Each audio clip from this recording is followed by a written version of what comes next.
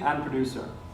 He is a world music artist, playing a fusion of traditional acoustic Turkish and other Oriental music with electronic sound.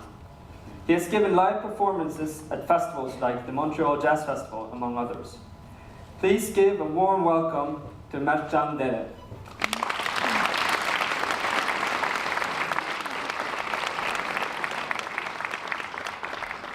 Hello.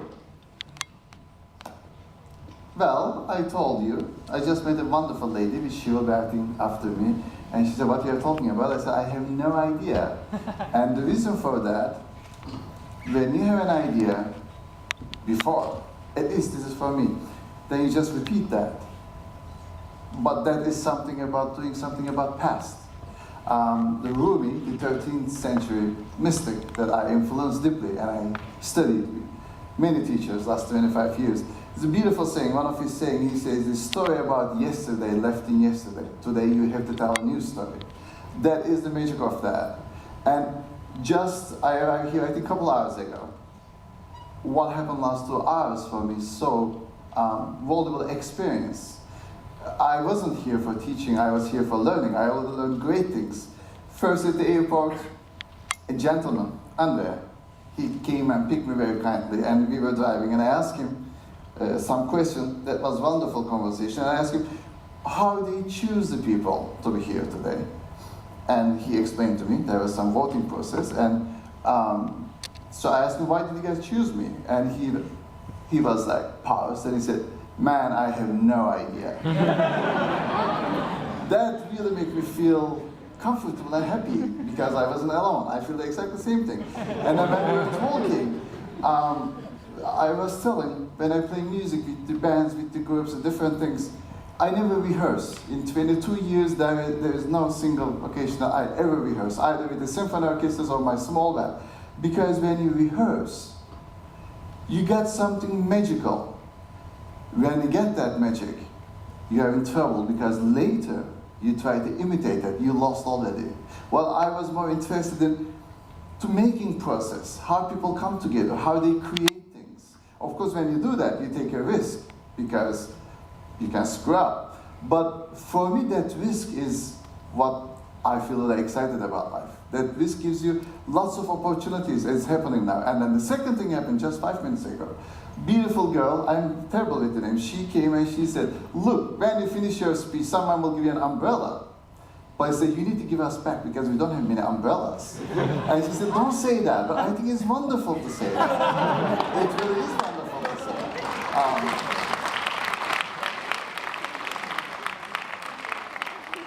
And it doesn't even end there. I said, "That's all good, because I really like the shoes."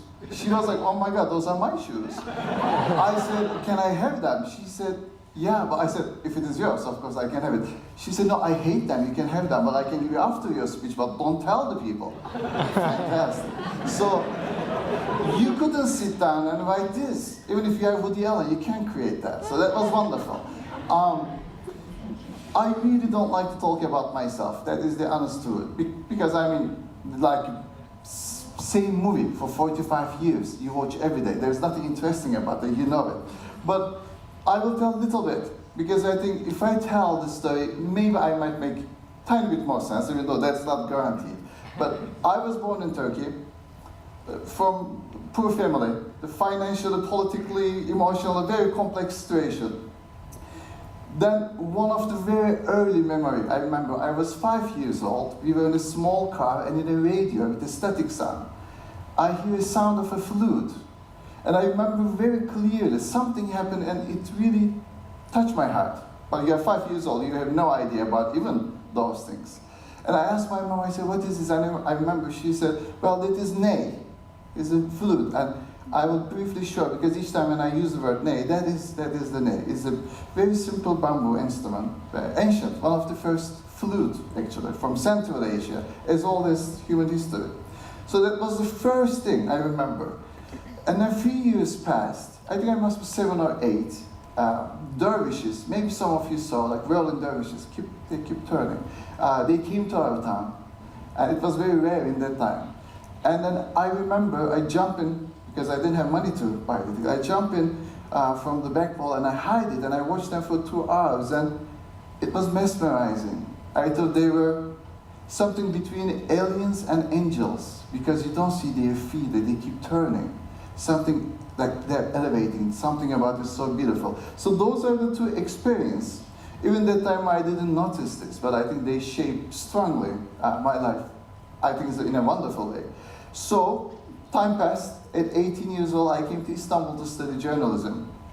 And one day, I saw in a music store a flute, a ney. It was pretty much like this. And it was a window display in a music store. But I didn't have any money. Forget about to buy that, but like I didn't have, you know, the courage to go inside. There was a very grumpy guy there. You could tell that if he goes, may I look at it? He will say no. So I literally stare at it on the street window, look at it. And then I look at the street and there was a newspaper. I grab the newspaper, I rip a piece, approximately the same size, put in a window, take my pen, put 2 holes, approximately. Then I went to a hardware store, and hardware store, they sell nails and stuff like that, plastic pipe, electricity, canalization, things like that. And I told him, I said, can you give me this much pipe? And he was like, yeah, but you can't fix the kitchen with that, it's too short. I said, no, I am not fixing a kitchen, I will make a flute. He was my first audience, and he laughed so hard. That was the most ridiculous thing he ever heard. And I told him, he said, all right, and he cut it, that piece, he gave it to me. It was 25 Turkish lira. It's 2 cents with today's money, I remember that. I went home, get the knife, put it in an oven, heat it up, make the holes. And that was my first flute. And everything about that was wrong. It was made by plastic, tuning was of course wrong, everything was wrong, but I think one thing was right about it. That was, it really represents my incredible desire and love to get the sound out of it. And that was the beginning. I made my plastic ney, then I went to Canada, go figure. I remember going to Canada. I didn't speak any single word of English, and I didn't have any money. I even remember I arrived in the airport, they sent me to the immigration office, and immigration officer started to speak English. You know, when someone speaks Chinese, you just like silence movie. They move, you don't know unless you're Chinese. But I wasn't. So I didn't, I was just looking at him, and finally I said, no İngilizce, Turkish English. So he said, no English. He got it. He was a nice man. He started to speak very slowly. It's very strange how sometimes people think, if they speak slowly, you will understand that. It's like, it is not the speed of the car. There is no tire. It can't move. But when he was talking many things, I catch certain things. He said, how come did you come to Canada? And I have my Turkish dictionary, fan gave it to me. I open how, write the Turkish, come, write it. And after like 4 minutes, I suddenly thought, oh my God, I just arrived in Canada like 4 minutes ago, I'm perfectly bilingual. Because I could see what it means in Turkish. And I just turned to him, I said, with plane. And he tried to hold it because he was an immigration officer, but he laughed so hard and they let me in Canada. Probably I was simply like useless. I wasn't harmed to any Canadian beers or anything like that. So then I needed to work because I didn't have any money again. I started to work in a club, small bar, to do cleaning person. Typical thing happened. DJ got sick one night. Manager says, you go DJ. I do DJ. I still feel really, really sad about the people there. Luckily, there were only 7 people. It was disaster. But, you know, sometimes we like disaster, so I keep playing more. They give me, why don't you play more? And eventually I became a DJ. And 4 years after that, one night I was playing in a big rave in Toronto. It's called Connected. And just before I started to play this tribal, loud electronic music, I have a recording of my flute. I said, let's try that. And I put the flute. There were like 6,000 people dancing. Suddenly, whole energy change. And that was the actual night. I thought that something connected. And as again, Rumi says, when you fix your cross eye, you start to see 1 while you were seeing 2 before. It's just that connection. And I think that was a turn point in many different sense.